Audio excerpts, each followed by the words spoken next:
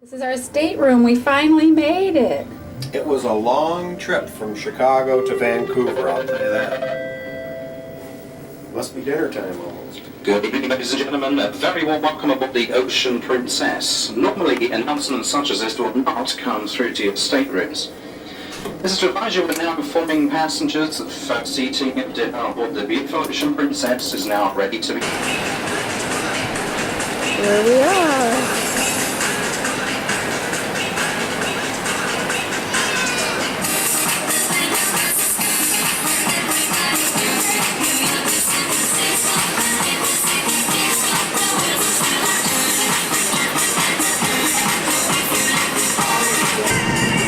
This is Vancouver from the deck of the ship.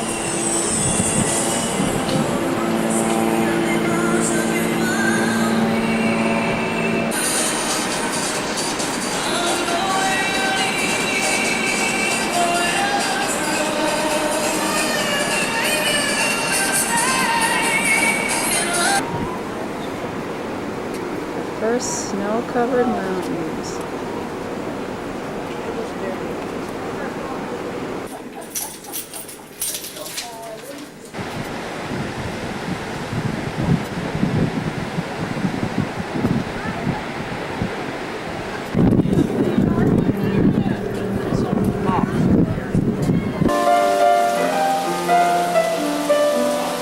This is the lobby, the main stairway area.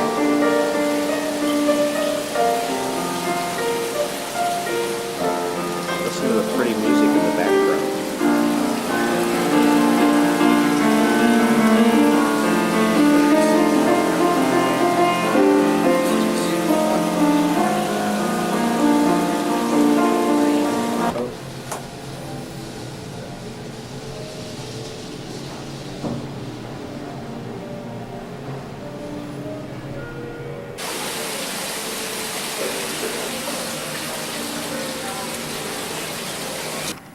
This is the auditorium or the theater where the shows are shown every night. Sandy and Marilyn were here last night. We haven't been here for a show, but we're coming back.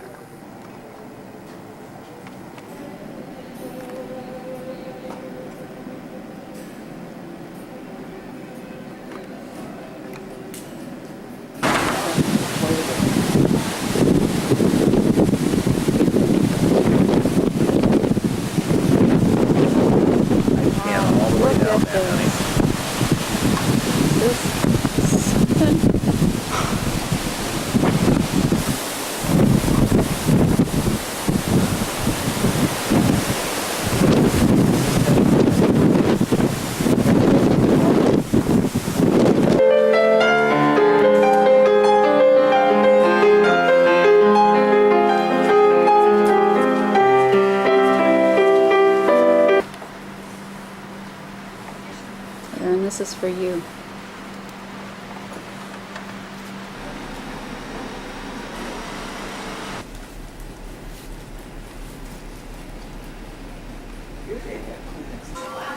Aaron, this is the ceiling of the casino area. What's it look like? Should you zoom? Try a zoom feature to They get that did. side.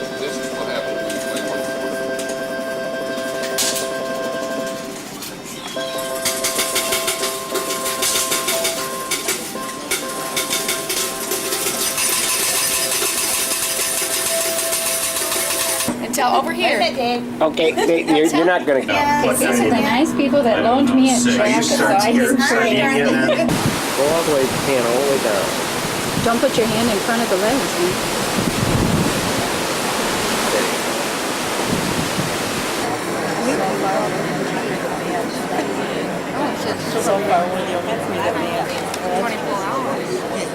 Dancers, our guest vocalists, acrobats, stage crew and production team. Ladies and gentlemen, the company of Rhythms of the City!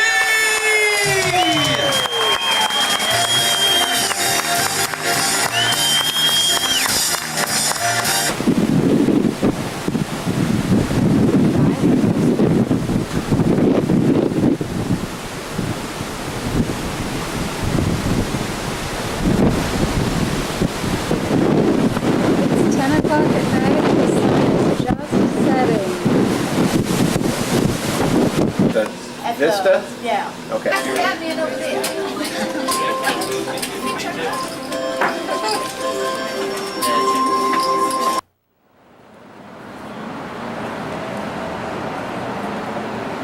Arriving in Ketchikan. Gorgeous day.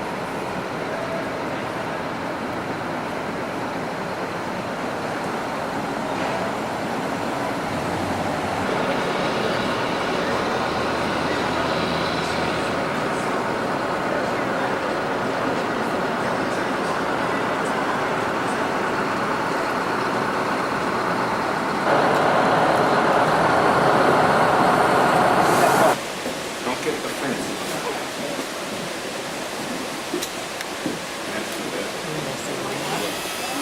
Find out, well, see the fence close it off. You want to be very.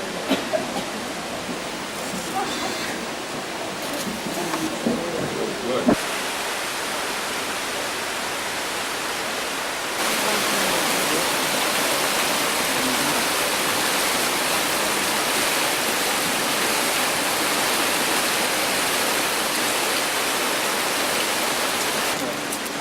Picture of the, what, you?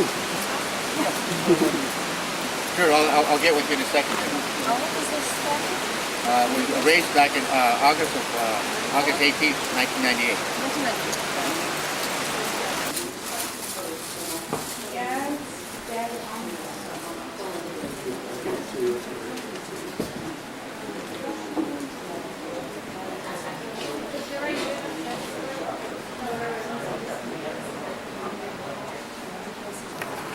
Now this white here, how they made the Chilkoot blanket, they would get the mountain goat hide from the mountain goat, and then it would get the Sitka spruce tree. When the Sitka spruce tree got about 2 to 3 foot in height, they would pull that tree out of the ground because it's got long, spidery roots that go way out, because the Sitka spruce tree goes nice and straight out of the ground. Well, they would get these roots and they would weave that blanket. And the last time our ancestors made one of these was back in 1860. So you can hike through the forest. Yes. You don't have to worry about it. The only thing you'll have to worry about is bears, wolves. They transplant 3 trees behind it. Up here we do not transplant our trees. And out to my right here is a small nursery tree where you can see where the cone of the western hemlock landed on this old dead stump, and now it's using it for its nutrition. Just like the one right off to your right of you there, or off to your left or behind you. Another nursery, like half the forest had gone with him. Well, what he had done was he put this plant that I referred to and pointed out to everybody about, and he put it on his neck and he had it on his arm. And by the time we got back to the bus, the redness in his rash was gone. Now that plant is right here. It's called the deer heart. How our ancestors used it, keep in mind, our ancestors made their own clothing out of the cedar bark, the inner bark of the western red cedar and the yellow cedar. What they would do is they would make a diaper for the baby out of the cedar bark. And they would get this plant called the deer heart, line that diaper with that, and the baby would...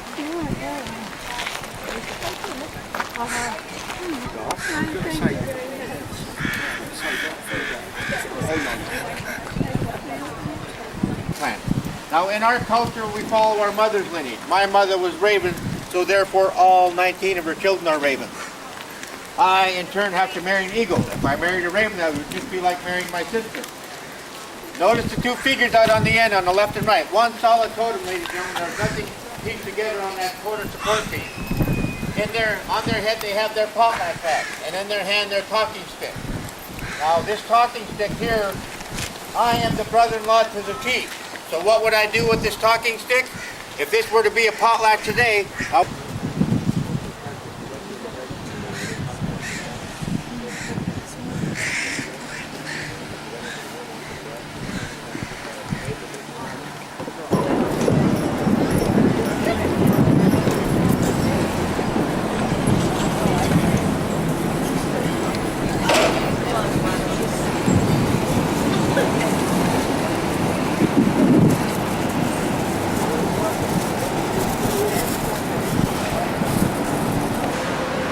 The only one-way tunnel.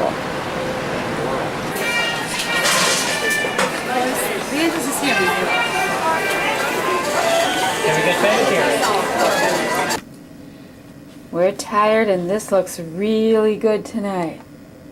We're not going to say what time it is. Christina's been here because look what's on our pillows. Good night. Striping in.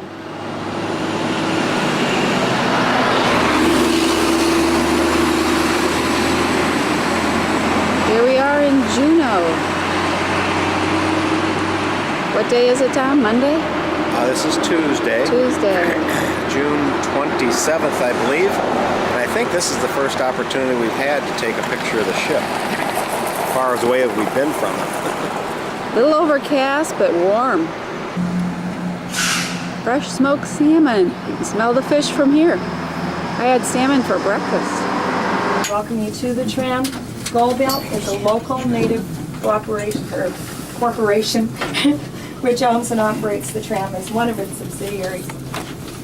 Here to the south of our car on the hillside of that location, that the ore that was being taken out of Alaska Juneau mines was brought to be processed. They would crush the ore and take out the gold. The mill operated 1917 to 1944.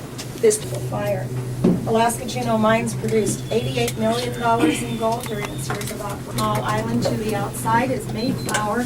And if you look south of that for a short distance, there's a little building that's sticking up out of the ravine. When it was destroyed by cave-in, that mine produced $66 million in gold. Some of the trees that you'll be seeing, these that are passing us now, are the Alaska State Tree, that is Sitka spruce. I'm going to get back to that. I'd like to point out Western. We started having bear activity down there a few months ago, and we do have a couple of black bear who from time to time have been coming up underneath the restaurant area to have their pictures taken. They're not good at autographs, so you're going part of the city of Juneau. Back to the south behind Douglas is Mount Bradley, also known as Mount Jumbo, and the peaks to the right of that are located on Admiralty Island, which is home to the largest whalers trinkets. On the lower level, Timberline Restaurant and Bar, featuring locally caught seafood.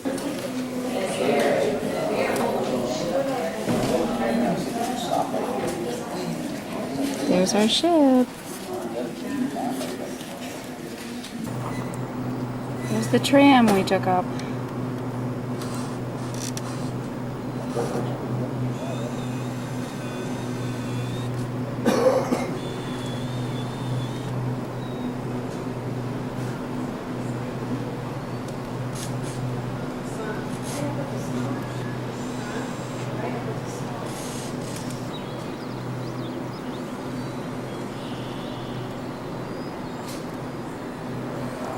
Even hanging out a window getting this picture.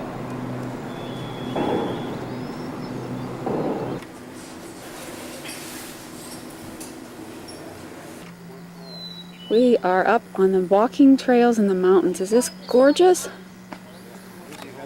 think You can there's mosquitoes up here. You can smell the pine. Got people behind us. We're up, partway up the walkway, the mountain hike. It is breathtaking. There's the tram. Part of the city of Juneau.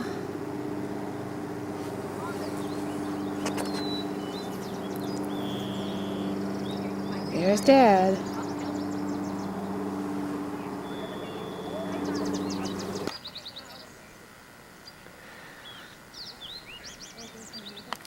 There you're just entered this. Now you're in the center. King of the world. Now you're going out the left side.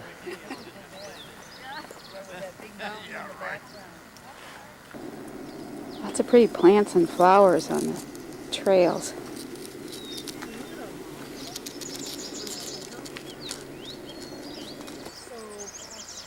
It's hard to keep walking when this is all around you. Okay, we're on Mount Roberts, looking across at Mount Juneau. And they've got the snow melting into little valleys and cascading down the mountain. Gorgeous.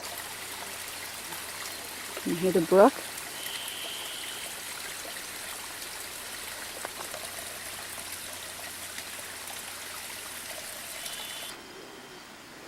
This is an eagle carved in one of the trees on the Mount Roberts path. It represents the eagle and part of the Tlingit native tribe, I believe.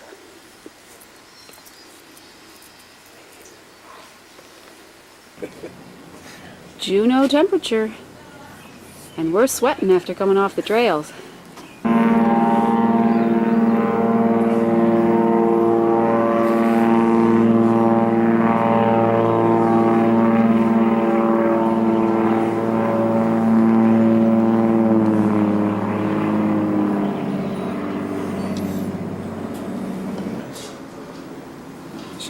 In the distance is the Juneau Airport. It's 15 miles away.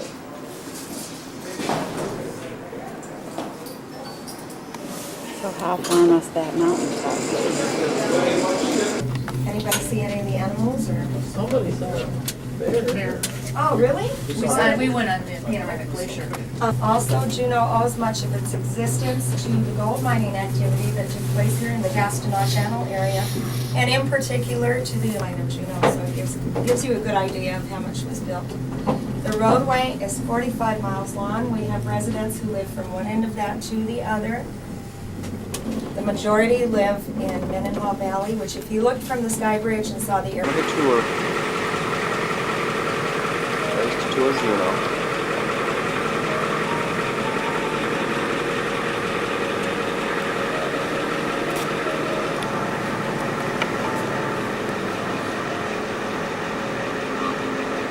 Buy anything you want. But they couldn't buy the weather. It was the worst day we had in 5 years.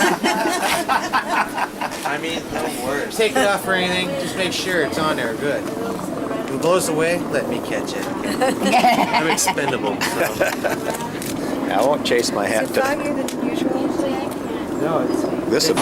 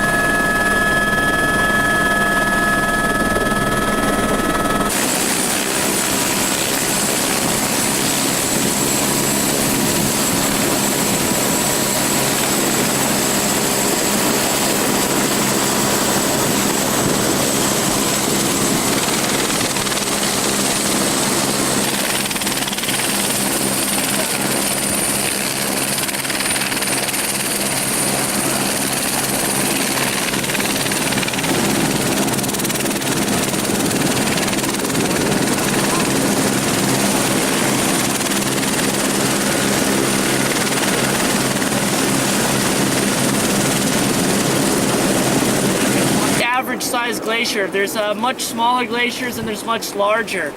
This is only one of 38 glaciers that is fed by what's called the Juneau Ice Field. Now the Juneau Ice Field is 1,500 square miles of just ice and snow. We've measured ice in the Juneau Ice Field to be up to 5,000 feet thick. So as you can imagine, that's some pretty big chunk of ice out there. What happens back in the Juneau Ice Field, the reason it feeds 38 glaciers, or how it does that, is we get over 100 feet of snow a year in the Juneau Ice Field. Now 100 feet of snow packs into 30 feet of glacier ice. Throughout time it'll build on top of itself until eventually it'll overflow. Now much like when a lake of water overflows, it creates rivers. Well, when the Juneau Ice Field overflows, it creates melt off the surface of this glacier every day to fill an Olympic-sized swimming pool every minute. So there's enough melt. All this is melting enough. It's about actually 100,000 gallons a minute that melts off of this glacier.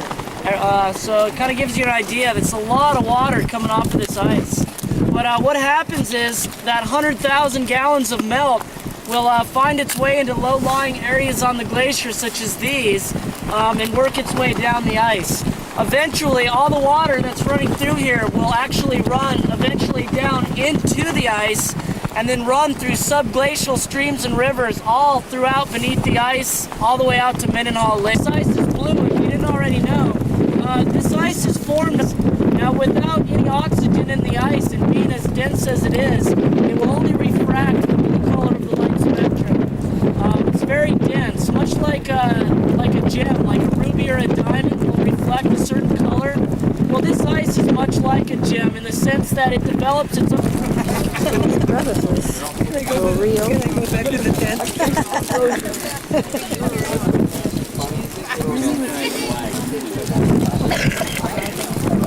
Block of Swiss cheese, in the sense that it's got a lot of tunnels that run beneath the ice, that water will run through as it makes its way out to the lake there.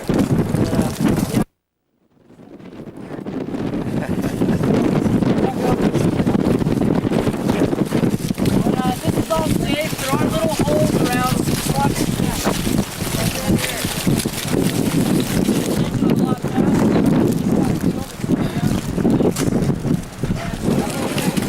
It almost went for I'll save. You would have found it in a couple hundred years.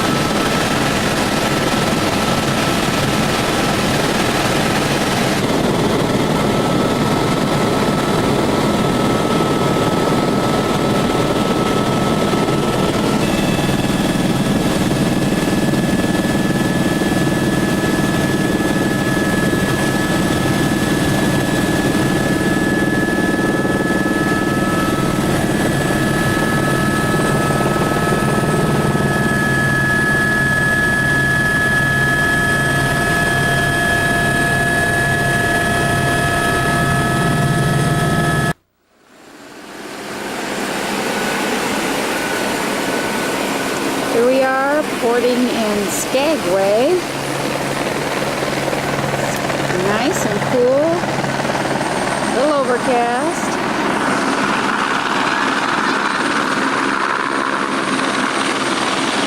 There's Dad.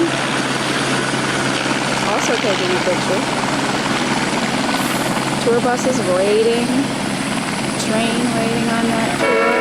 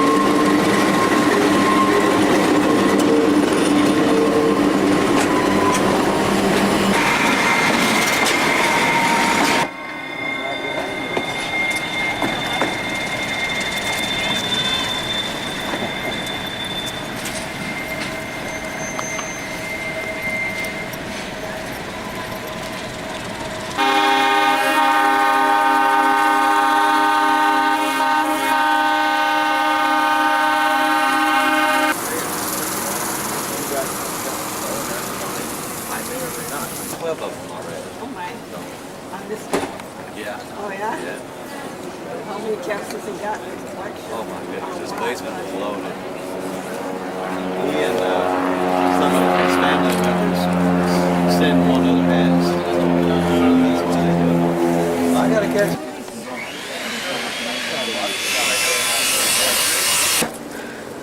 This is Skagway's Main Street.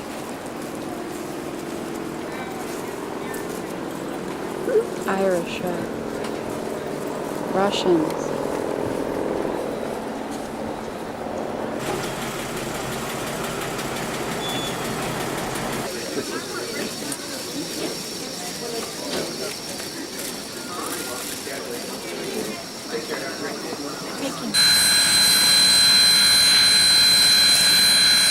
There's Dad looking over the trains. See our ship in the background?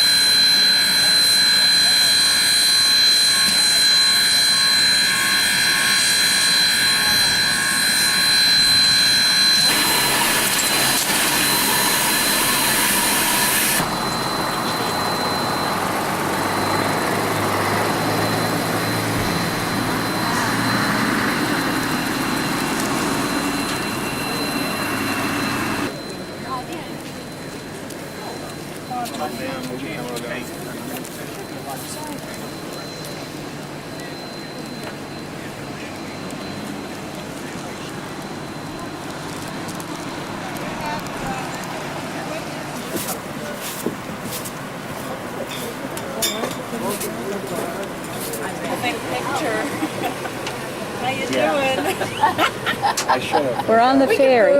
Yeah, we're on the ferry, getting ready to head down to Haines. Wow. We're on the ferry heading toward Haines. Look at the day we have. See where it comes out right down here at the bottom.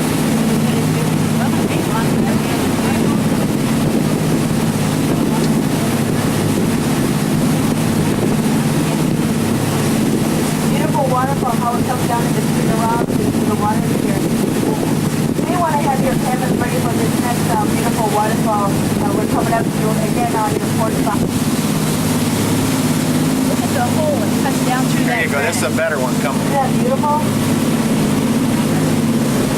This one year-round waterfall. In wintertime, it does freeze over, but in the wintertime, it'll start to slow it down, and very little water will come from it. Slowly fill it up with waterfall. This waterfall stretches about 1,200.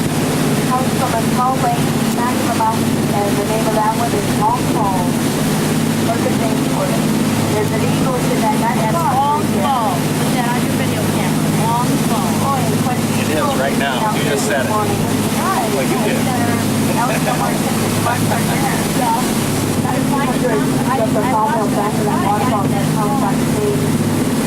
Smart guy here, made a fortune back then. For those that placed an order for so many trees they want, he went back, chopped them down, set them on that waterfall. They weigh at the bottom.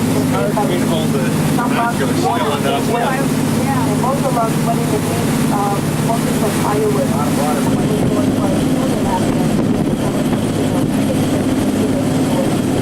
Some days we'll go on water, and water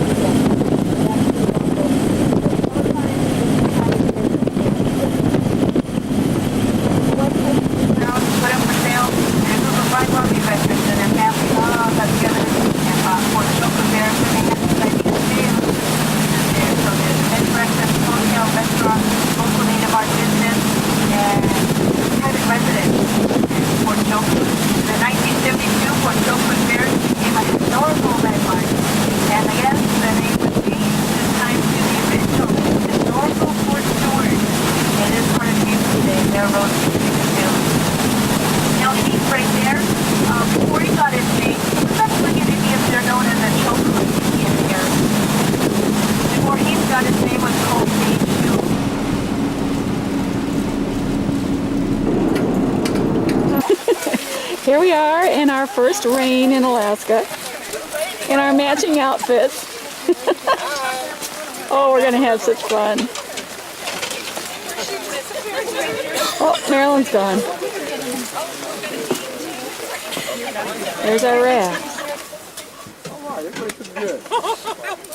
Alright, did you get a group photo? Alright. It's starting to clear up, so you better hurry. Yeah, we'll have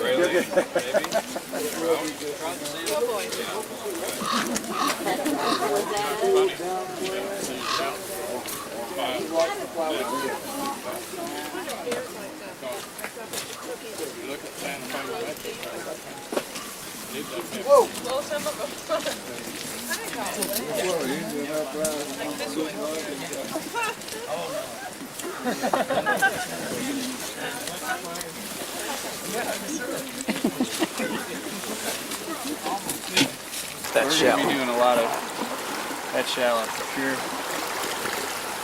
Great. So you guys, I take it, all know each other from back home and stuff? We do. Okay. You guys all family or? It got a lot better when the rain quit. But it's worth the price of the trip to see everybody in the outfits. In the outfits, I know. That came in quick. We were sitting there waiting for you guys, and then all of a sudden it rained, and now it stopped. A lot of times we've been seeing a lot of those, the red-tailed ground squirrels that came out. They're pretty neat. I look and see how it looks and how long have you been doing it? How long have I been rowing boats? I first started rowing boats in about 89. How old were you then? 10? 18.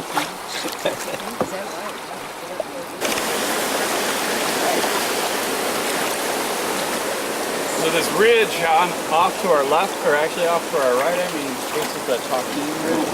Did you guys go to Glacier Bay? Tomorrow. Basically right on the other side of it.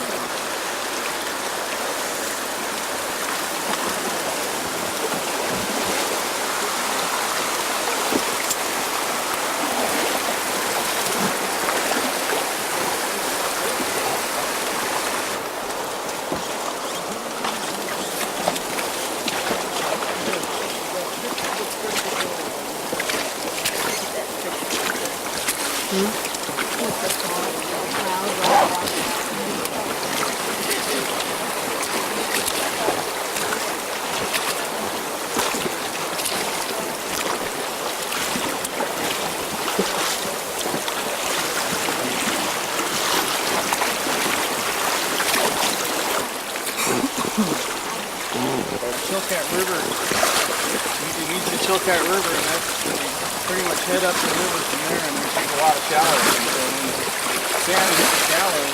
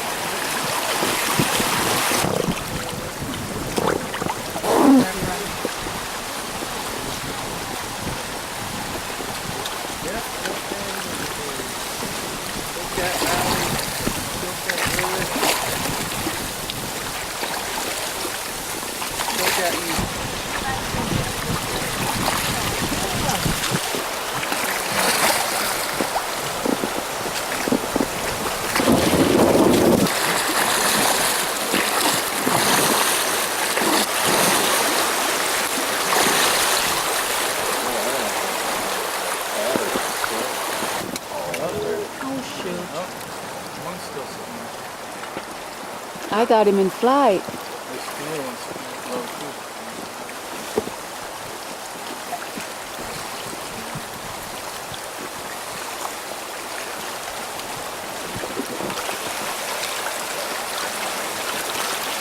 Wow.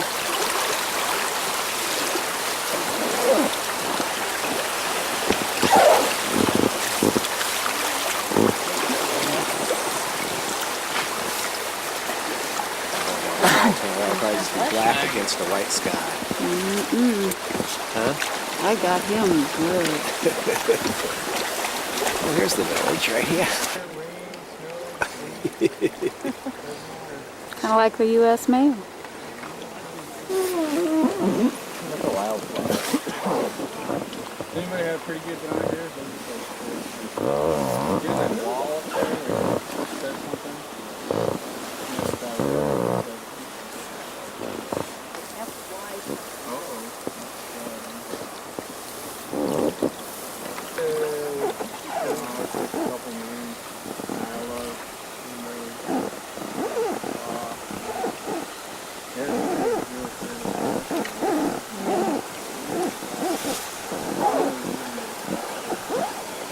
Water?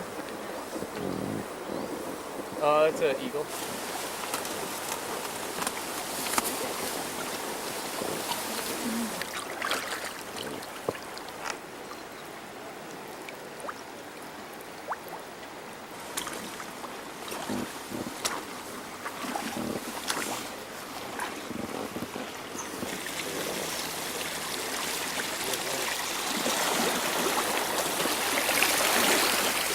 Where we're gonna pull in here, it's only got room enough for one boat at a time to pull in, so we're gonna wait for these guys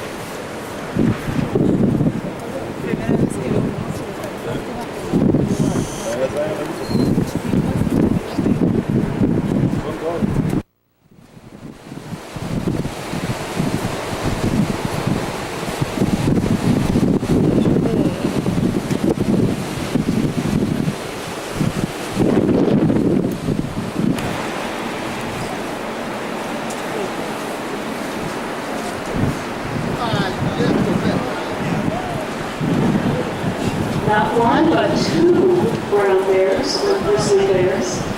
One was bubbling up, but it's not bubbling. It's not hot water. Down in the lower bay, the temperature of the water is about 48 degrees Fahrenheit. Once you put ice into water, it does decrease. The water all around you now is about 38 degrees Fahrenheit. That fresh meltwater that's melting off the glacier is 900 to 1,000 feet thick. Most of the ice at Grand Pacific is protected by that dirt and rock, but it's pushing forward its source in the Fairweather Mountain Range. That's where the snow and ice, snow begins to become ice and then push down its valleys. As those glaciers twist and turn down their valleys, that glacier is very plastic. It will bend. But like any source, it does have a breaking point. And as it twists and turns, it may break some of those seracs.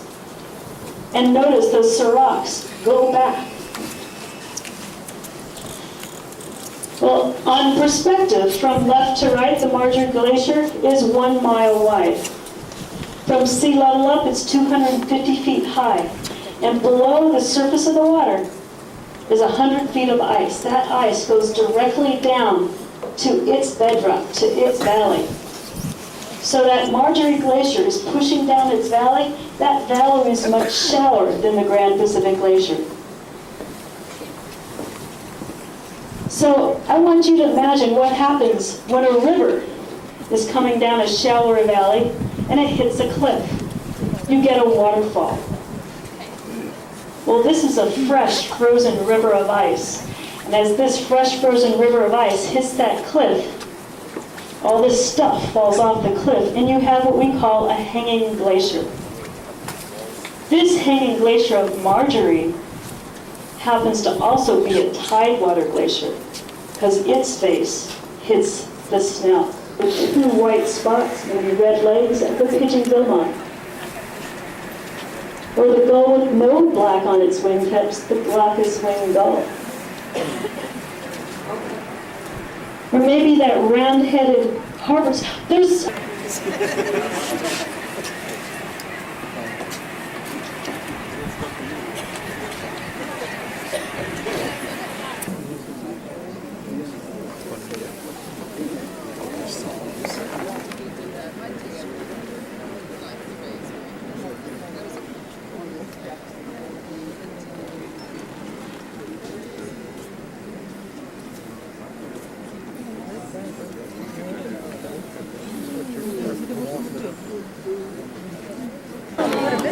Yeah, I know. I was looking over there, yeah. Wow. I mean, we had a front row seat, man. You came out here? Over there. Falling? Smaller one to the right, but it's that's a pretty good chunk. Yes, that Really was a huge. chunk, wasn't it? Here comes some down from the top. Uh-oh. There's timber. Oh, wow. Wow. Such a little bit. You didn't get that picture? Yeah. That's too big.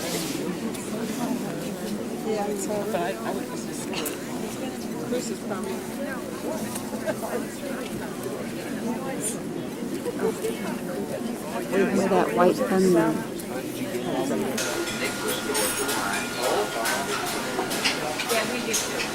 It's cracking.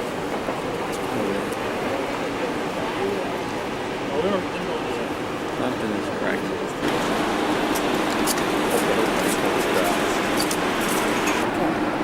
Okay, looking right now at the Grand Pacific Glacier, coming almost down directly from the north, and then as Darlene goes back to her left and or to the west, we're going to start picking up on the edge the brighter, wider Marjorie Glacier, and all come together here at the end of the fjord that we're in. We're on the 14th deck of the ship, which is one deck above the deck that we're staying on.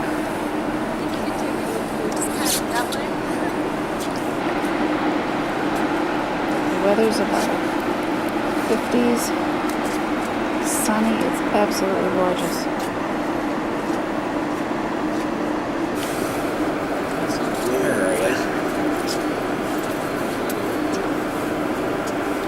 I can't even see him.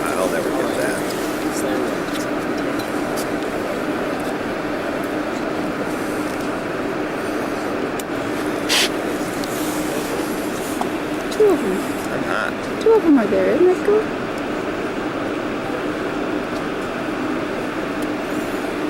They're just cleaning up a little bit. I don't want to stand here. Say something. Rides like a wave. Okay.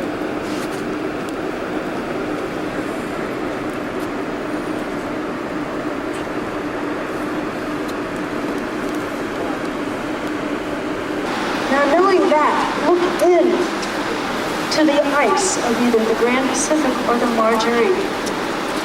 How old do you think that ice is?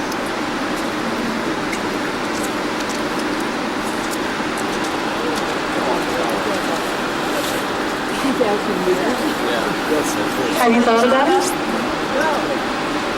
The glaciologists feel that that ice that you're looking at is about 200 years old.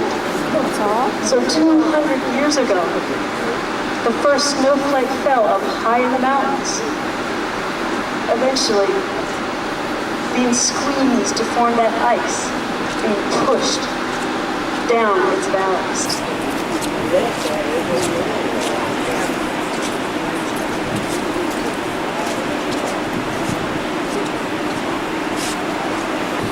Oh gosh, darn it. I got it. I got it.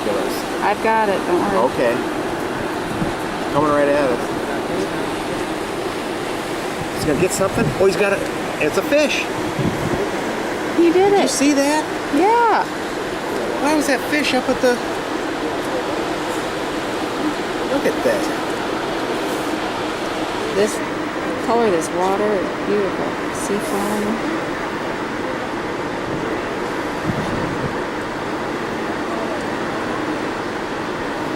It's almost like a bulldozer just came down and took it all out. Leaving the Grand Pacific Glacier, or Glacier Bay.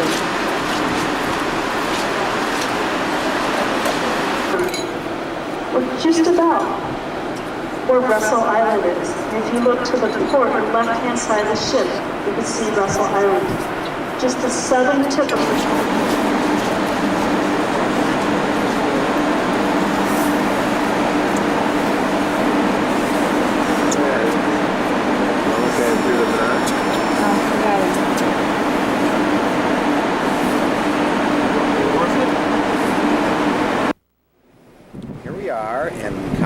Fjord. The landscape may look the same, but we have changed locations by about, I think 500, 600 miles further north. Due to get off the ship tomorrow morning, so we have a whole day on board enjoying Princess Cruise Lines. Knee needs to be addressed forward, hitting with the heel. Grapevine to the right, low. Just beating off that window right into my eyes.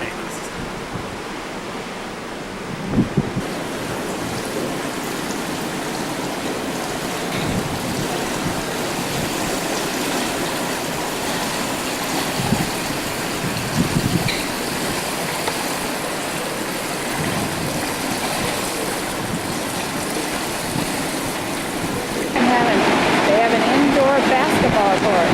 A little noisy. It's right under the engine part, top floor. Hey, shoot it, Tommy.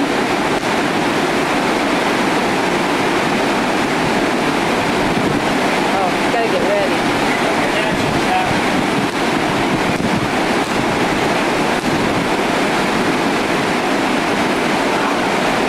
Oh, try again. Come on, big boy. That was close.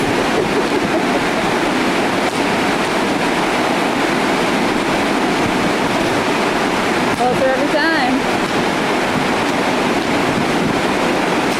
Look at that climb. Coming right at it. Clouds have rolled in. Hot tubs are right down those stairs. And the gym. New hot tub. Another lounge.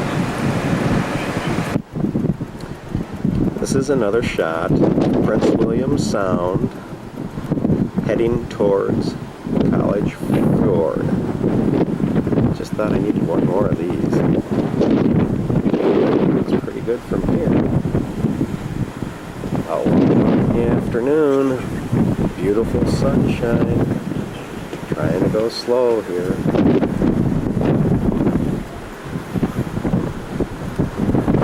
See some islands out there. This is only Darlene's job, but I had to do this one more time. Our next shots will probably be from College Fjord back into the glacier department. Pure untouched snow.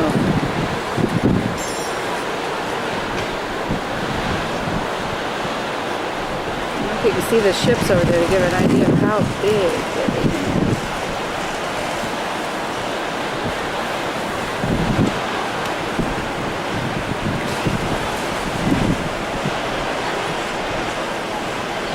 Thank you. Sorry, I'm excited. I see the little. She wants to see. You want to see too? Is that here we can see fully formed flows in the glaciers side by side. The result is a perspective on the great rivers of ice that Try to get this waterfall coming on these hanging glaciers.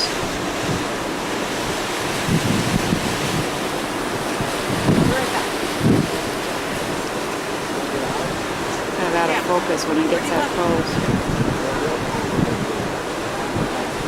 We're probably about a half mile away from there. try to gauge the distance. Just take a guess how far it would be to the face of that glacier. It's actually a distance of 11. This is a hanging glacier in College Fjords. Probably a couple miles away. I see it. I see it.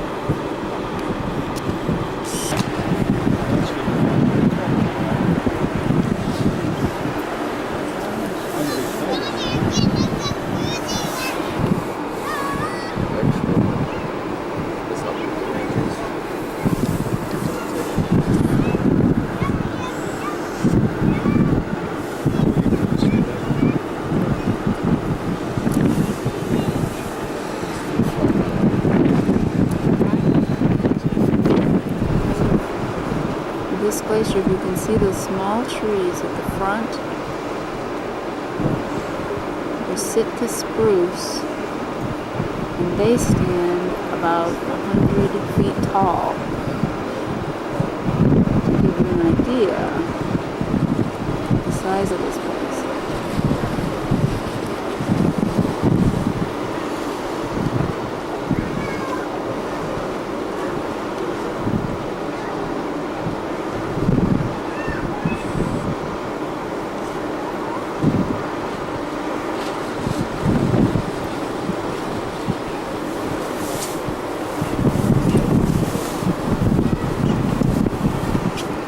Look at the silk.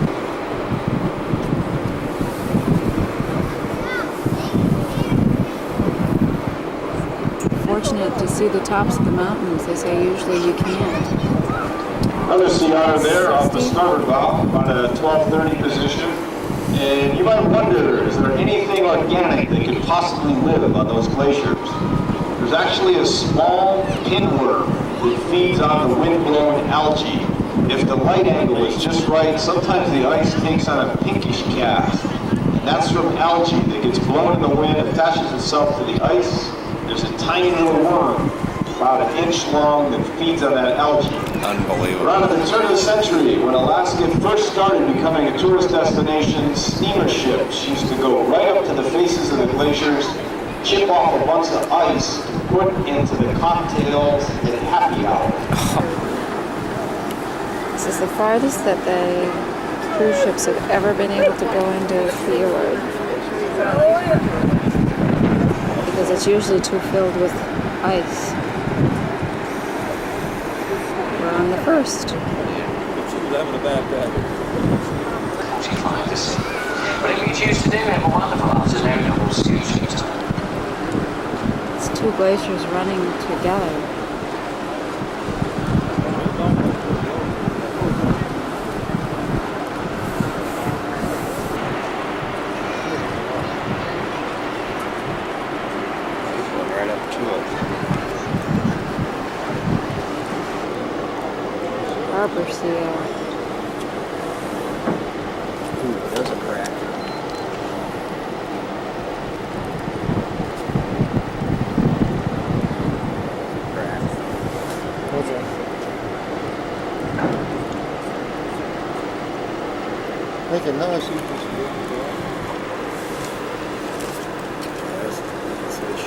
that help from here, can't you?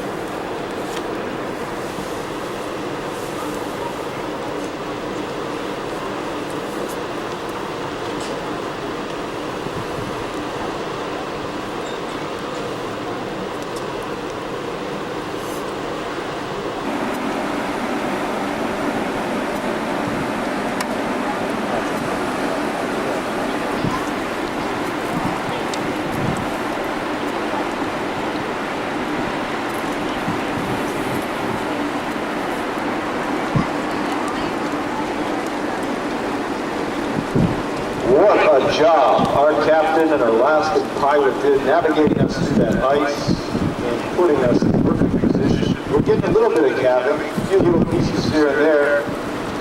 Hey, look at that, they're all clapping out there for Cuppy-Con, and our Alaskan pilot as well. Took us through that ice. I can't drive my car the way the guys who drive this cruise ship. So we're sideways now, gonna hang here for a little while and keep our eyes open for some cabin. But no cruise ship has come in this close so far this summer. We've got the best crew up here on the bridge. Let's hear some noise. It's about 11:30 on our last night on the ship. Look at that sunset. I hope the purple colors show.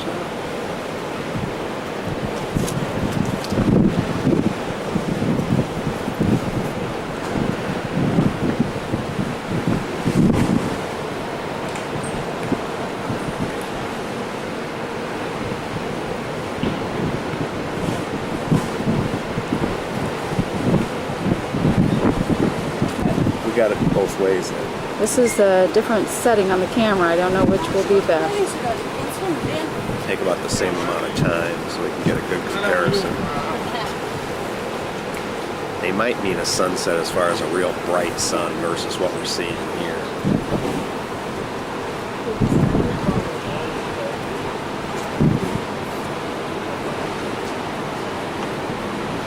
It almost looks like a glacier coming down to the water over there, you know? It does, doesn't it? Over there to your, yeah, right where you're pointing.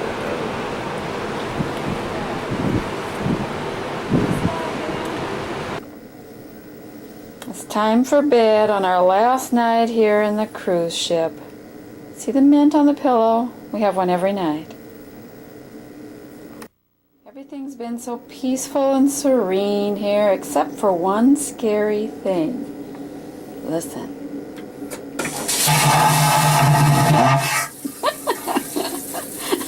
Isn't that a riot? Good. Buses running continuously from the ship to town and back. It's approximately 2 miles from the ship to our furthest point, which is at the Alaska Sea Life Center. The second one will be at the Seward Community Museum, and the third one will be at the Alaska Sea Life Center. However, any place along our route that you want to be dropped off, I can pull over and drop you off. And if you're standing or walking along our route and you want to be picked up, just give us a wave and we'll pull over and pick you up.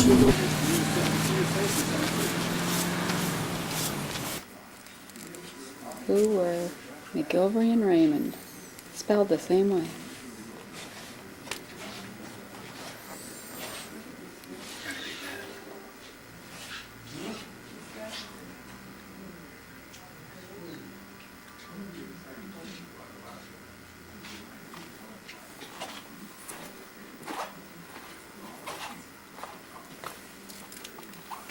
Pretty cool.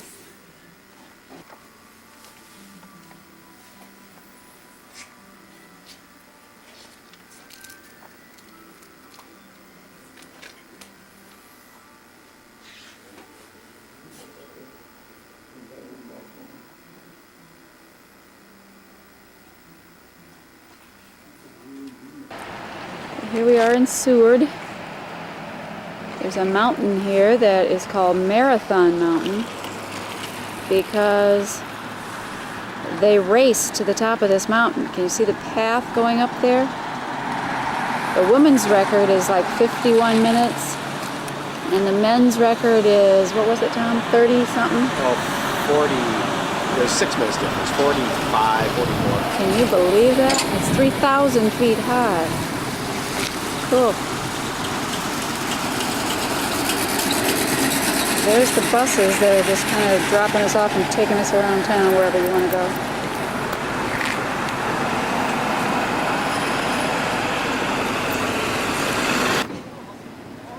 Quaint little church.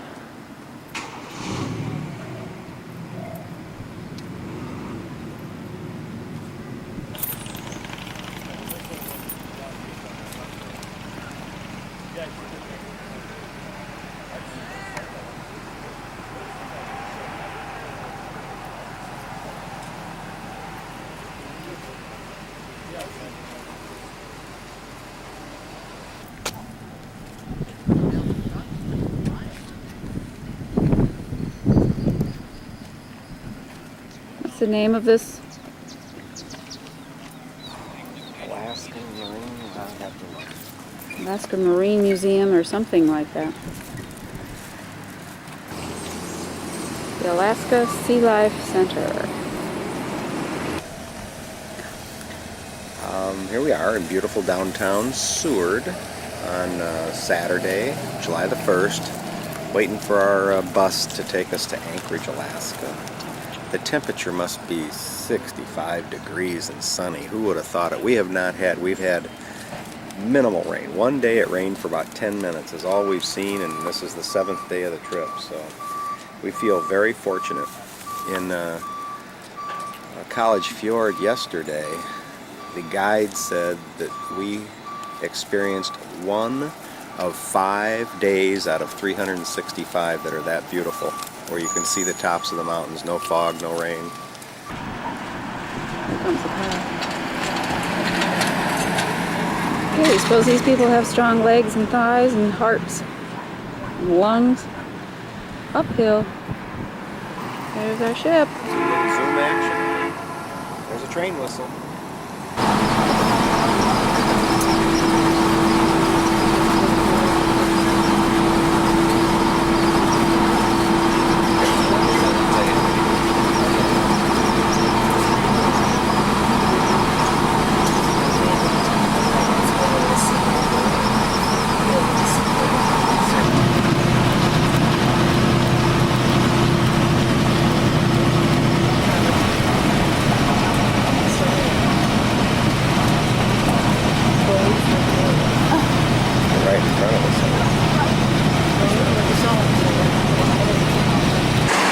Gorgeous. 68 degrees. Sunny, as you can tell.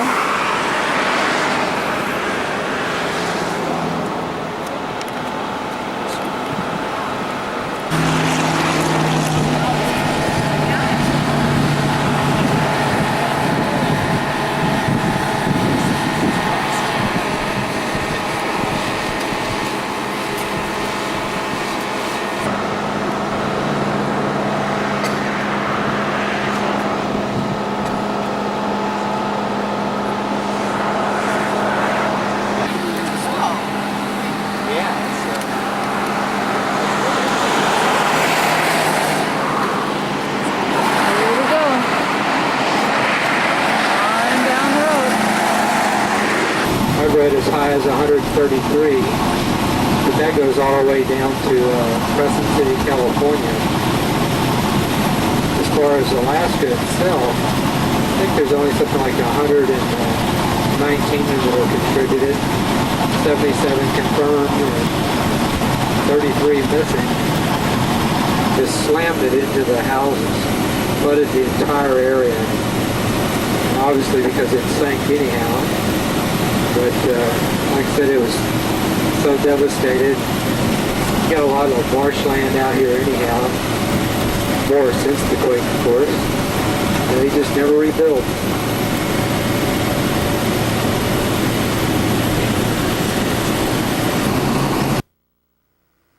All right, we arrived in Alaska at Anchorage. This is our hotel, the Captain Cook.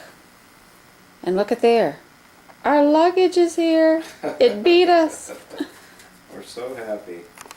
Now, I may have to change the lighting here because you ought to see the views we've got. Oh, you can't see yet. On this side, we're looking at the harbor. That's Turnagain Arm saltwater coming up out of the Pacific. Now we'll turn the corner here. Now you may want to, I don't know. Yeah, you probably want landscape now. And this is downtown Anchorage. And you can see the mountains in the background, maybe. There you go. Pretty neat, huh? And the room seems gigantic after having been in a stateroom.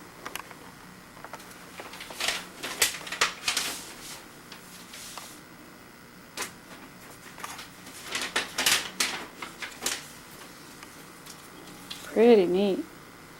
Well, Sandy and Marilyn should be down in a minute, and we're going to plan dinner. Start making classrooms smaller, back to 30.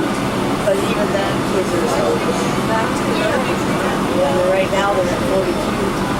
Just in the high school? And you got kids that are big, you got ninth graders, sometimes all that test should be going when the teachers are teaching the kids. Right. I hope we have one like looking at them. They're passing, but they're not. They're giving them. Somewhere's off the wall. I like to know where they're getting it. It's not what they're teaching in classroom, because that's not what they don't. You know what I think we have more than that? You know, that's what they do. You have a basic job. Question. Oh, who are we waiting to? Oh, they're waiting. Here we go. Marilyn announced there's a gift shop on board. It's cool. We're sorry. Let's lay this down. One way. You side it. Trees are down there. Well, it is. Oh, it just burned my throat all the way down. They do is they drive their cars out there.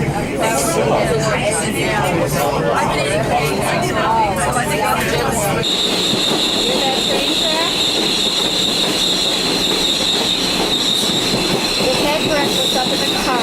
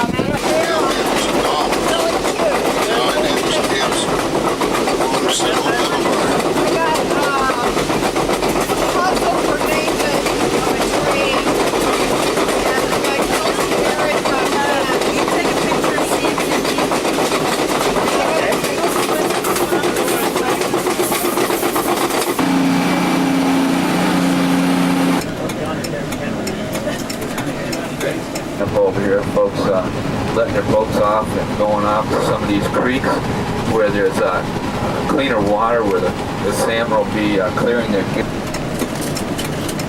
And you can see how high the river is. The mountain is just over the apex here of these trees, if it was visible. And the tour desk and registration desk is, if you have any questions.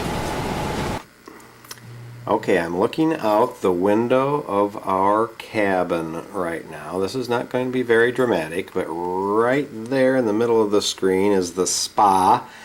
Haven't been over there. We just got here. I'm assuming there's a hot tub there. Don't know what else, but I'm sure we'll check it out to see what's there.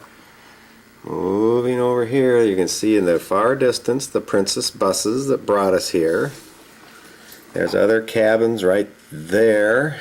And what you can't, I don't know if you're getting any part of the landscape here, but over that cabin is the lodge itself where all the dining facilities are and the front desk and what have you. I'm going to turn around now and take the interior of the room. Okay, Darlene's standing at the end of the room with the door. I'm standing by the window, and now I'm going to scan the room. There's the television set and the desk, normally found in a hotel room. There's Darlene waving, moving all the way around. Nightstand, go down to the bed. Nice bed. Haven't sat on it to find out how comfortable it is. Oh, Darlene's on. There's Darlene. She looks marvelous. Oh, she says it's marvelous. And now the pictures on the wall. A fan on the ceiling. Another picture on the wall. Oh, she got the fan on the ceiling. Sure, got a fan on the ceiling. Will make them dizzy. Yeah, I don't want to make you dizzy. And this is the couch. Got to stand back over here. And there's the room. That's not our lodge. We're behind the spa. Pretty neat, huh? And behind me we have inside walking bikes. Bicycles and a tread. It smells like cedar in here. Cool, huh?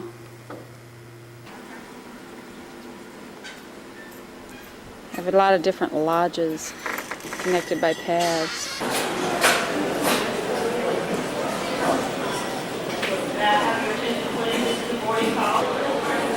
In July, they have a real fire. You smell the cedar. It's really cool. Okay, I've reduced myself to cool and wow.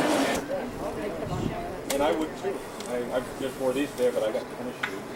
Yeah, we get our luggage. Little cloudy today. Like I said, things really cleared up when we were doing the season. That'd be interesting. It's money. We don't have too much chance to see. We're kind of sensitive about it. How far away that is. I don't care about it. The bears in there. Here's the front of our lodge. Pretty neat. A little overcast today. We can't see the top of the mountain yet.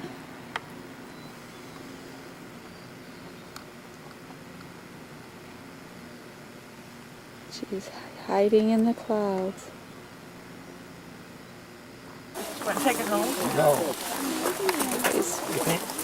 You think they put it in that Bloody Mary? This is the dumbest. You will see fish sites, fish camps on the Susitna and on the Talkeetna, but not really on the Chulitna. Does anybody know why? There are fish. It is a glacially fed river. It has silt in it, but salmon might.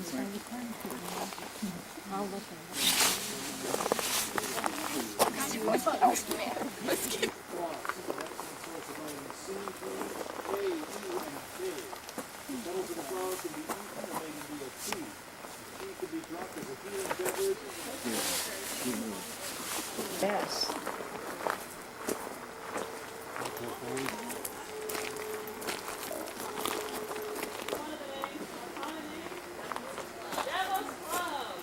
Devil's Club. Oh, his old man's whispers. My mother-in-law had some bug spray, so I'm partly juiced up. But Pretty, huh?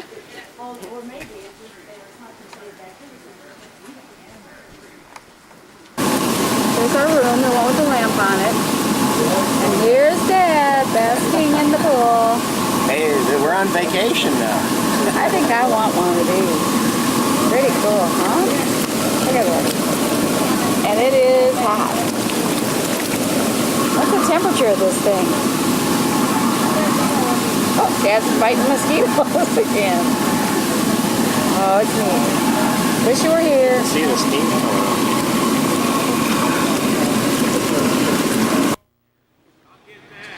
This is our free day, July 3rd. Gorgeous outside. Say high 60s, sunny. Although the mountain is shrouded in clouds. But there's hope.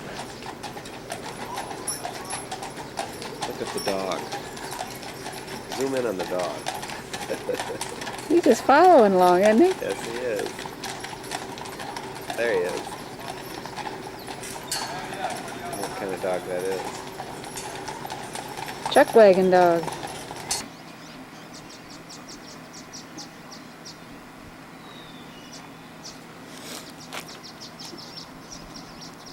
Denali is hiding.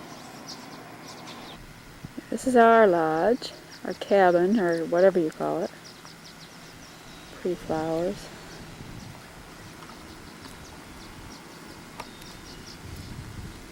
I want backlight on that.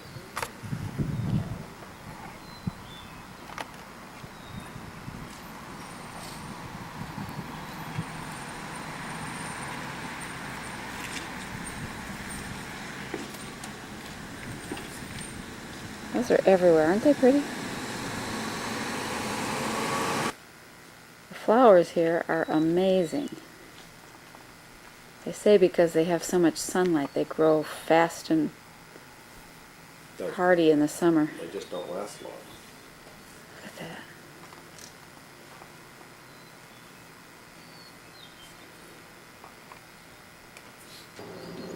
Okay, the clouds are around the mountain, but we spotted the top peak. If you look closely, you're going to swear it's a cloud. I think I can see snow blowing off the top of it. That little white part. The zoom doesn't do as well as the binoculars, but you can see that that's mountaintop. Pan down and show the tree line and go to the next tree line and the base of that and go all the way to the top. I don't know if that'll give you any perspective or not. Probably not. It's 41 miles from here.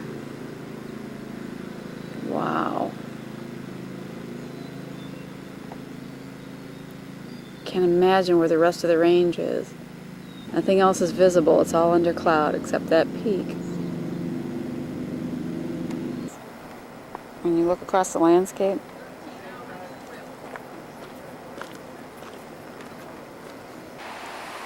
we're standing in an overlook path down from the lodge. There's a river down below. We can't see it, but we can hear it. Listen.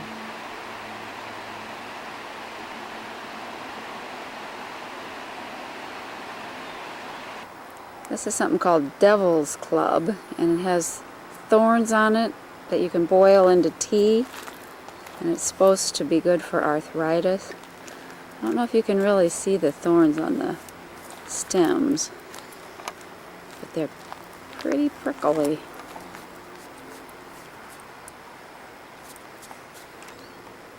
See down that stem. Ouch. Bears depend on berries for the fat reserves necessary for hibernation. This is black bear territory. Like grizzly bears, black bears hibernate during the winter and the cubs are born in the den. We can't stay here long. The mosquitoes are just outrageous. Got a truck coming down that hill. Going across the bridge shortly.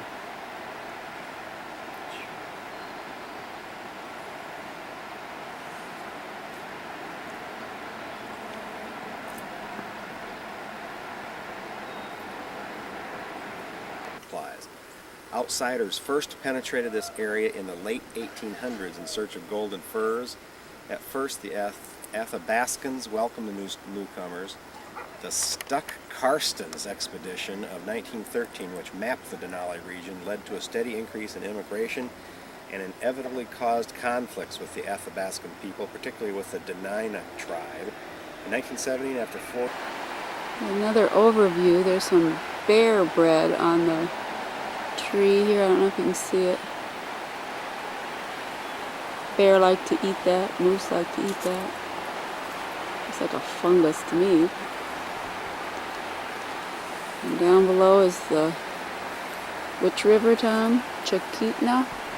Chalitna, I think. Chalitna River. Beautiful day here. I bet it's 70 some. Bright sun. Gorgeous. That's our lodge from the walking path, or one of them. Pretty nice place.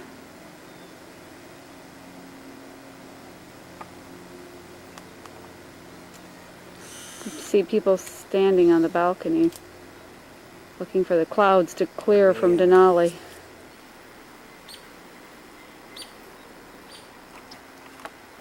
There's Dad dodging mosquitoes. As Aunt Sandy says, the size of small birds. There's John and Sib. They just arrived at the lodge today.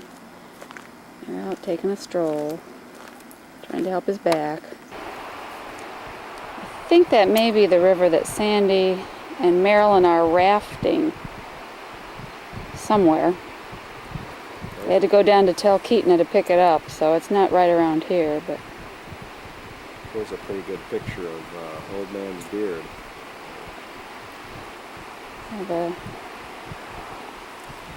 Hanging off the trees is this mossy looking stuff called Old Man's Beard. It's actually beneficial to the tree. It gives them, or it helps them keep moisture. Which I don't understand why they need that up here. It rains every other day. Although we've been lucky. Closest you've got to me since I've been smoking cigars. There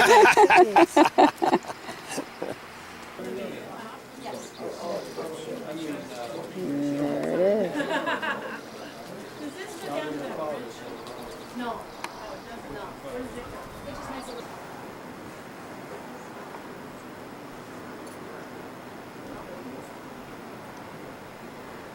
As clouds drop a little, you can see the connecting ridge, but disappears quickly.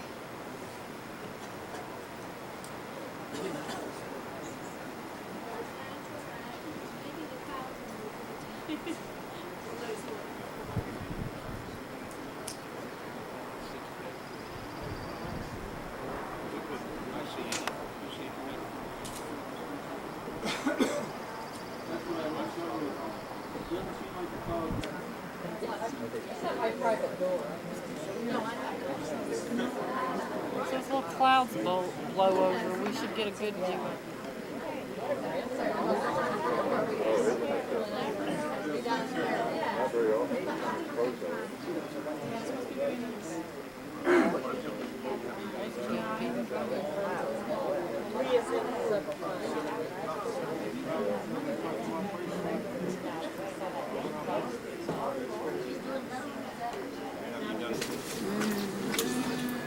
We're gonna have to wake Sandy up to take her to dinner. Feels good. How many miles did you walk today, Sandy? 1,000 feet into the air. So far, this is the only moose I have seen. Maybe there's hope tomorrow. And there it is. Is this beautiful?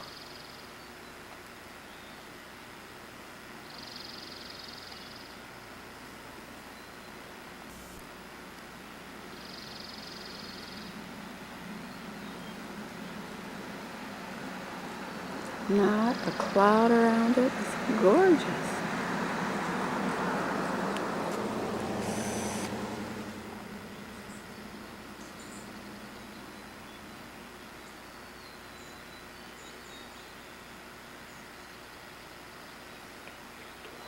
You can hear the little river over to the side. Not little, but the river down behind the ridge.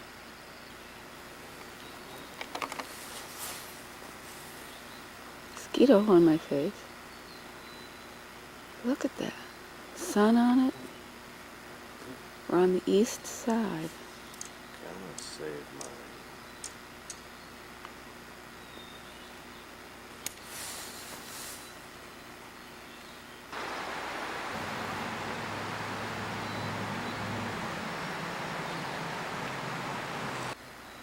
This is the main summit, the highest point. Mosquitoes are eating us alive, but it's worth the view.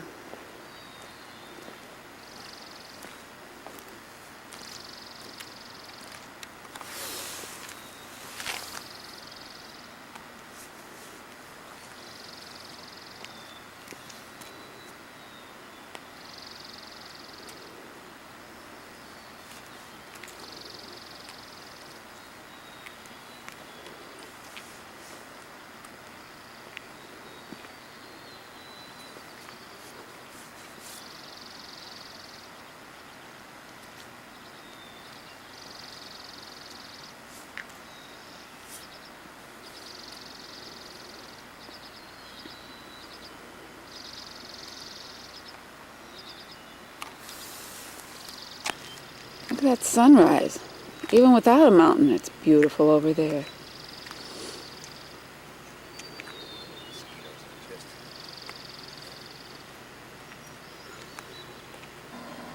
It's totally clouded over. Look, can't see anything. Boy, are we glad we got up at 4:30 in the morning. Yes.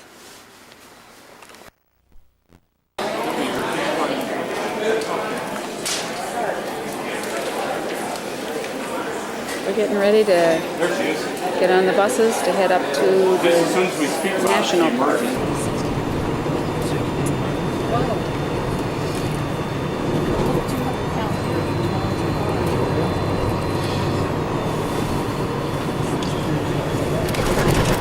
It sort of covered all this land. Something like that out here, would you? Once you get over the brow of this hill, you'll see another lake down further, which is Lower Summit Lake. It actually is fed from this guy up here. It's actually, it's very picturesque coming through here without all this cloud here. It's just a shame that we've got this low ceiling cloud that's come in.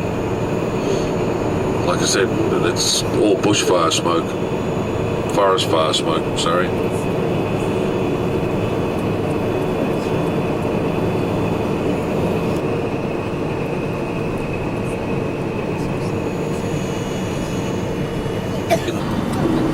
Summertime, man, as soon as that snow was clear enough for them to get up there, their prospectors were up in the hills there. There is still a lot of gold up there. To power the railroad tracks. Lighting. Can't sort of do much about it. You see them all here, all the indoors? Yeah. Yeah. That's what they should have. Okay, we just arrived at Denali Princess Lodge at Denali National Park. This is their overlook outside their restaurant, main lobby of the lodge.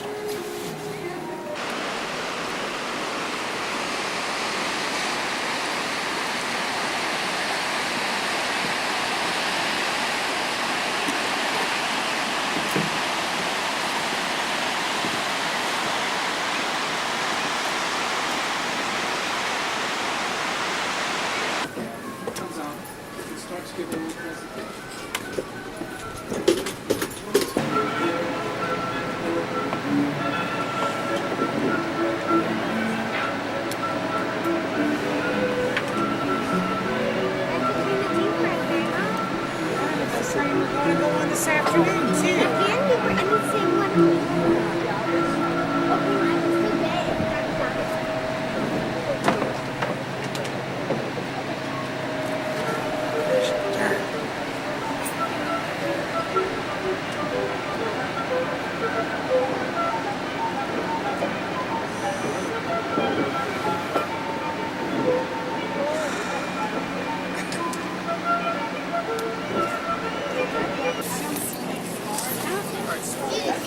Here's Sandy's eating a quick lunch here before we take off and head for Denali National Park Nature Tour, which starts in about 15 minutes, and then we're going to be out there for 3 hours on a school bus, mind you. The road here just 10 or 12 feet. We feel the surface of the ground sink down, or maybe even up to 10 inches in some spots. Our first caribou in the wild. You can stoke in on that. Put one right between his shoulder blades. He dropped like a hard rock. I think there'd be another one with them.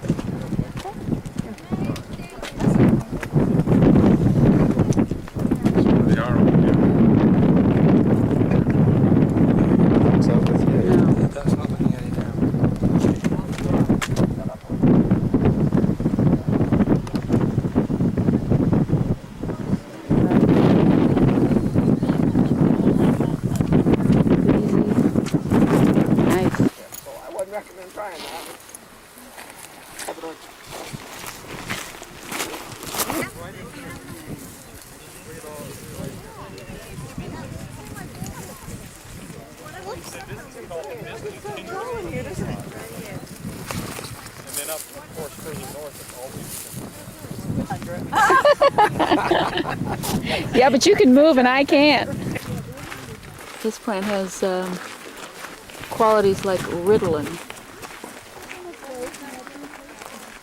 Little river view here, right on top of the little river. Okay, wait, Darlene. Tough when you can get down and you can't get up, boy. Oh, I love these river shots. I have probably 6 zillion of these in my... Every place I go, I take a river shot.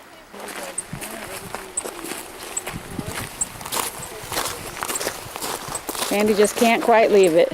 I'm getting you, don't duck. Oh, okay. I got it, I got it.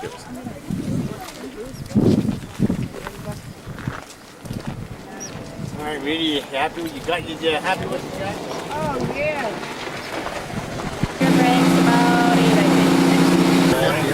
Okay, here's the A car of Princess Cruise Line Railroad, which is being hauled by the Alaskan Railroad. Thought I'd give you an idea what it looks like up here in the Ultra Dome. And there it is. Staircases, make sure to hold on to the railings, same as if we go on the outdoor platform.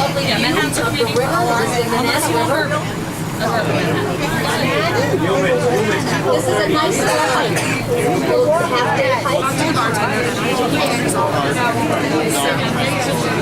They're getting drinks and they're going to bring it. I'm going to carry it down, and just as soon as you're downstairs, I can give it to you. You are not prepared. If you're halfway through your meal, you want a drink, go ahead and order it. I'm just saying, this is my most efficient way to get your drink. Dinner on the train. Dinner time on the train. There you go. There we go.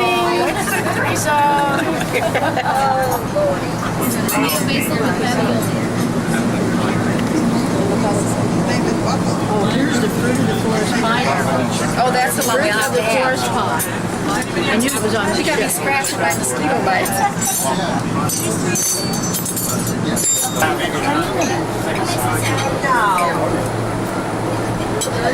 How does the fox live in all of these things? Be out eating now. Does this have a time? You didn't notice the difference, huh? I didn't know. Okay, the bar had it. That one's sleeping. And he's out like a light.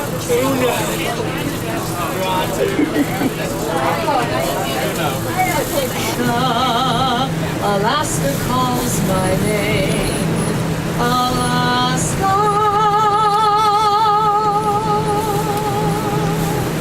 Activity and the volcanic activity here in the state of Alaska. The university has a campus here in Fairbanks. There's a campus in Anchor. One word I want to tell you, I don't know if there's any Scrabble players on board. Here we are riding in Fairbanks. It's about 8 o'clock in the evening. Oh, yeah, maybe that little one from the station. This will be our last destination before we go home.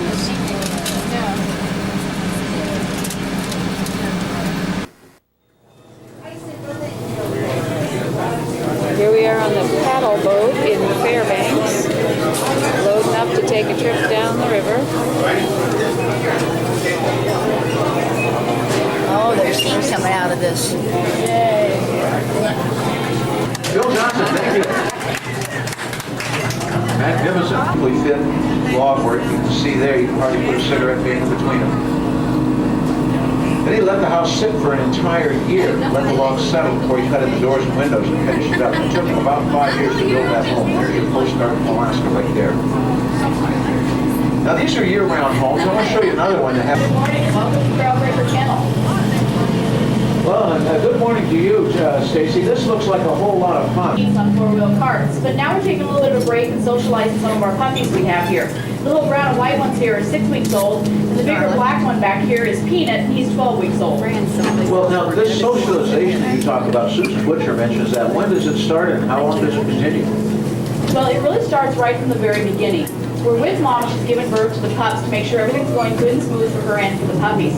After she's had a chance to give birth, clean up the pups, and start her bonding process, we start our bonding process with these guys. We'll pick each one of the pups up individually and we'll gently cross their noses, because for the first 10 days their eyes are closed and they get to know who we are through their wonderful sense of trust us. They know we're always going to be there for them if the going gets rough. Well, I saw that little fella just jump right over those logs, real slick like that. At some point, they must start to outrun you out on that on the race trail. Well, they'll race for Susan from about the age of 2 to about 10, and Susan's really careful to watch each individual dog and allow it to retire when it's ready to do it. And then those retired dogs become our mentors for our upcoming generations of dogs. Mentors like the journeyman training the apprentice, I suppose. How do you do that? Well, they go on the daily walks, the daily puppy walks with us. They're the leaders for the teams when the pups, when these guys wanted to harness some of our retired dogs, we're the leaders for those teams. What kind of the role models? They look very ambitious.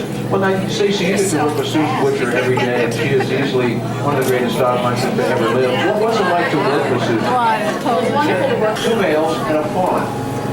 The fawn is already starting to grow antlers.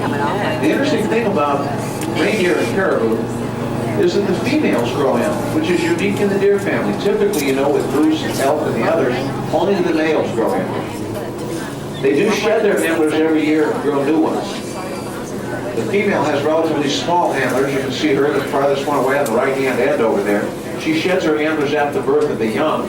That's in the spring. That youngster's maybe 10 weeks old now. The males shed their antlers usually in midwinter, maybe late fall, start growing new antlers in the late winter or early spring. So their antlers are somewhat larger than those on the female or the fawn, particularly for you. The antlers right now are in velvet. That velvet is a protected layer of skin and tissue. Covers the blood vessels that carry the nutrients into the antlers as they mature. At that point,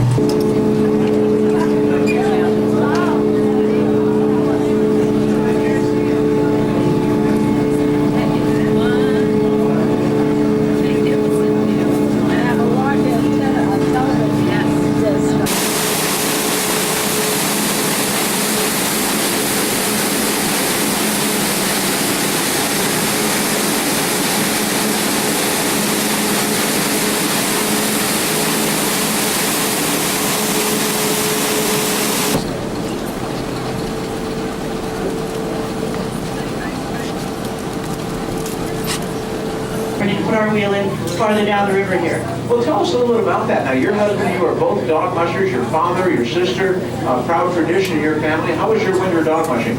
Well, we had a lot of fun this year. We weren't racing as competitively as we had been the last few years, and we tried to do some different things and have fun with the young dog team. My husband tried a mid-distance race or kind of semi-long distance race. I ran in some open class races, which we do, and I came in 3rd place in the women's Veronica, which I won golds and silver. So I'm quite proud of my children. All right, good work at the dog racing end of it. Now, your family, you mentioned you have a fish wheel downriver. What is the deal on the salmon now? That's an important resource for the dogs. How many salmon do you need? Well, generally, the recipe for dog food was 1 fish. We got a salmon right there, and folks, again, the salmon have not come this far up yet. Maybe due here in a week, but there's a nice-looking salmon caught last year, and again, talk about the miracle of refrigeration. That's where that one comes from. Tell us a little bit about it, if you could, Shannon. Well, this is a chum salmon, and the first salmon that's actually the hit here is the king salmon, but we do have 3 species in the interior. Of the 3, this is the lowest quality. It's still very edible, and it does come up twice a year. It comes up the end of July and again the end of August through September.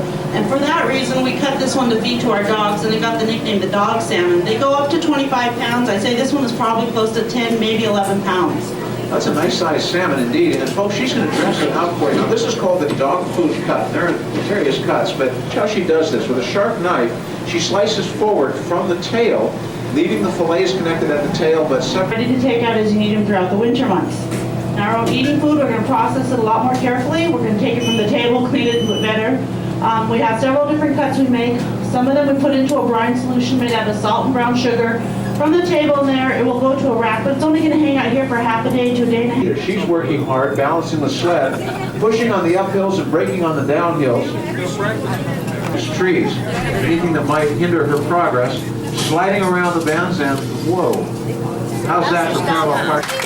Now she's going to hook the dogs up right there and then take just a moment to thank them for a job well done. You can see the dogs shaking. They love the cooler air and the moisture. Dogs don't sweat, you know.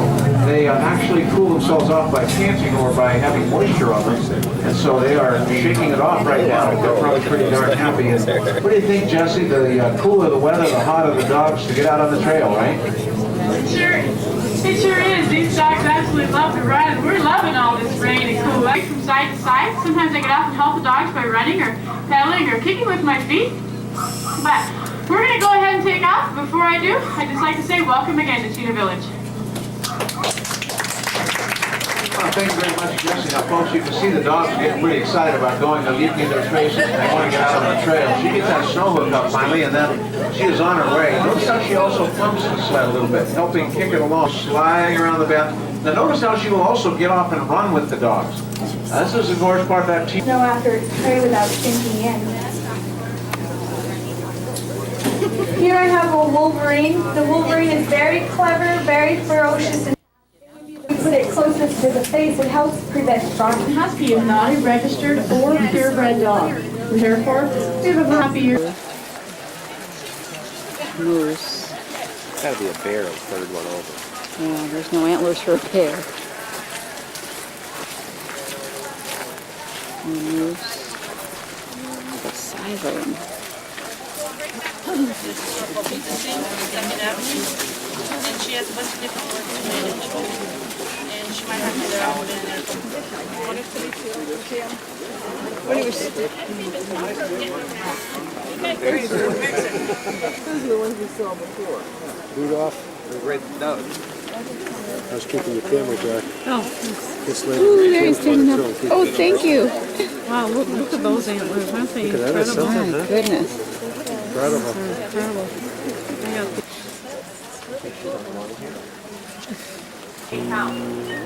He's tall, but he's mostly hair. He's got really long hair, so he looks really big, but he only weighs about 58 pounds. Where that black dog weighing on right there, Baleen, he looks a lot smaller than him, so Baleen weighs about 53 pounds. There's only about 5 pounds difference. Baleen, come here. Come here, I'll just see if I get up here. Come here, Baleen.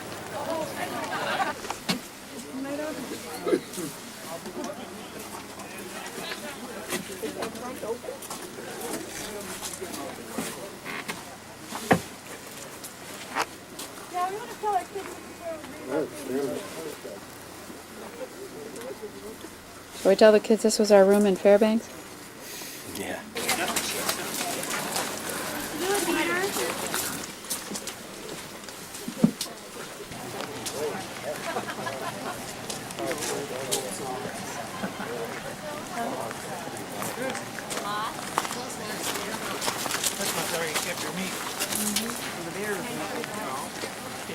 So the lint roll over.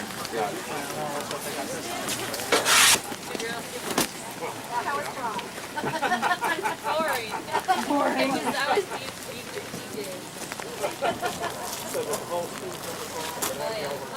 Friendship.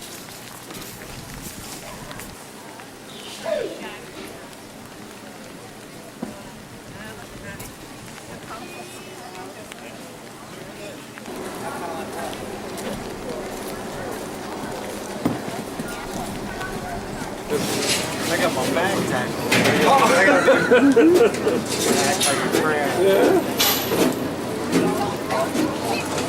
Yeah, I came up there with backpack and a sleeping bag. Yeah. On me, loud people. Yeah. Back in the 40s, even when Captain Jim was running freight, was actively involved with the Athabasca people. Many of them worked as his deckhands. He also served them in the villages. And as a result, he got to know them very well. And he actually began to get trade items from them, the beadwork and the skin sewing. So it became part of the tradition on the boat and at the landing to have some of the best beadwork available anywhere. If you're looking for some really neat stuff, you know, look for that to the Baker family.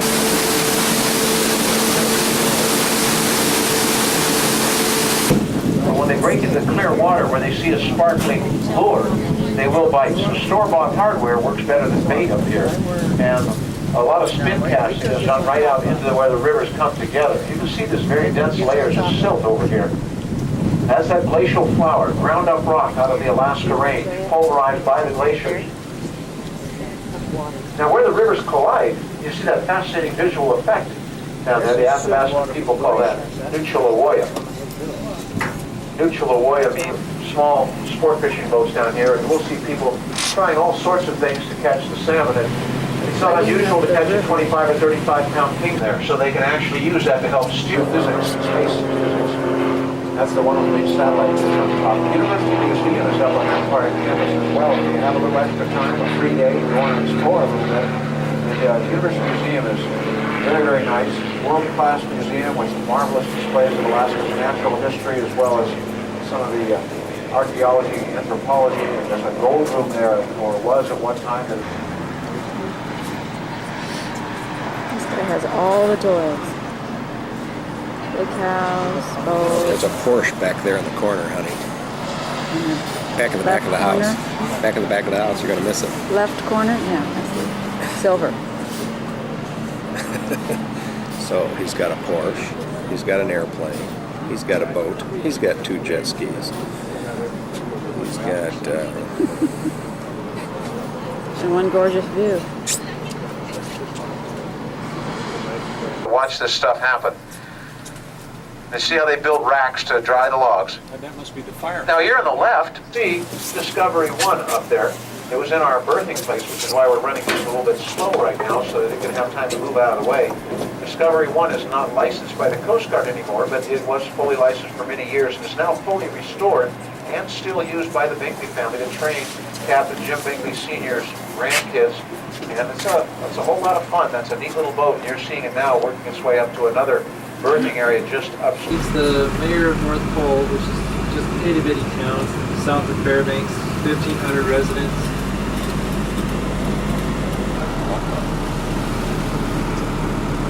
Will build Fairbanks to what it is today. Bus coming. But then in the summer, they actually would have their gardens up on top of their roofs. But I'd say it's no more than 2 feet. Main post was dropped off.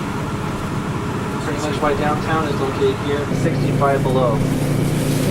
So we literally go from really hot to really cold. But anyway, in the summer, we have...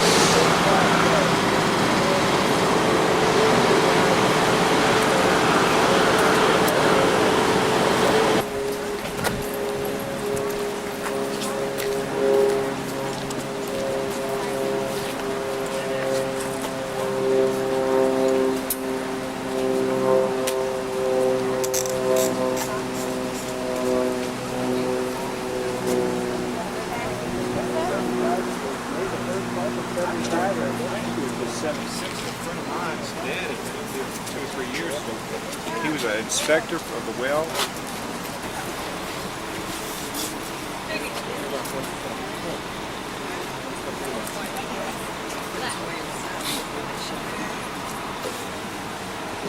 The scraper pig was replaced by the lighter and softer polyurethane version, and the adjacent was split along with the pig squeezed with flow of oil by reducing... There's 1.5 million gallons. I don't know if that's a day or how often it's done. Let you know, I want to start first of all with some modern day proof for you. There's a lot of gold still left in this valley. We have a gold mine 300 feet.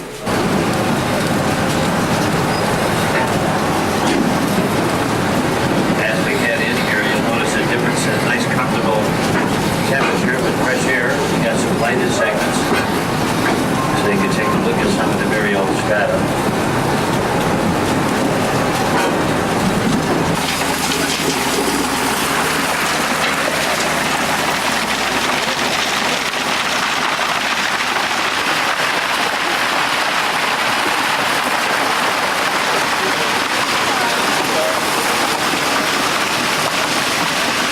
In your hand.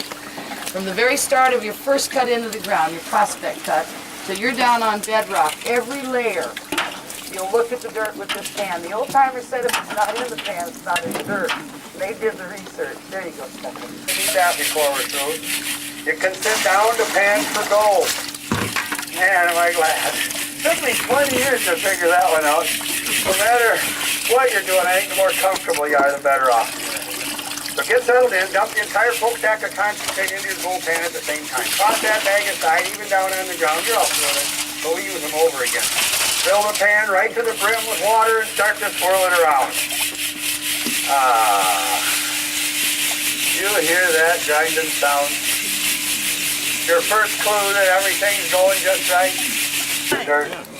If you have any gold, it's going to be down under the dirt. Right away, somebody's going to want to know the dollar value of all this gold. He said, I wish. Her name is Yukon. He gets to keep it now. She'll start by getting all the gold into one pan. Then after our presentation, so you don't have to try to grab a picture when she's walking past, she will stand by for pictures of all the gold. Dollar value will be known after she weighs In the pan. And this here's my favorite kind of gold. More. Isn't that? I'm panning for gold, boy. I'm gonna throw it a big nugget. Carolyn's just got a big grin on her face. Tommy, how you doing? Got anything yet, Tom? I don't know. He's taking this serious. I think I got some tools.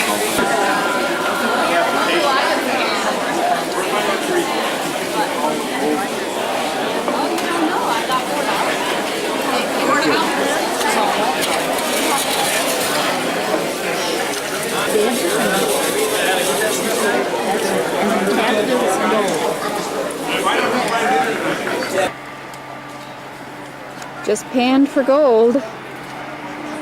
Found $16 worth.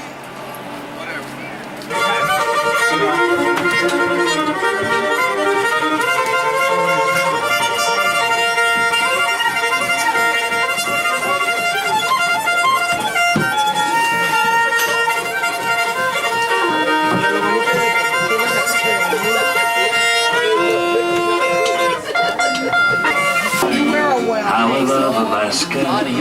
Alaska's home to me. There's Dad saying goodbye to Fairbanks. Bye, Alaska. Time to go to bed.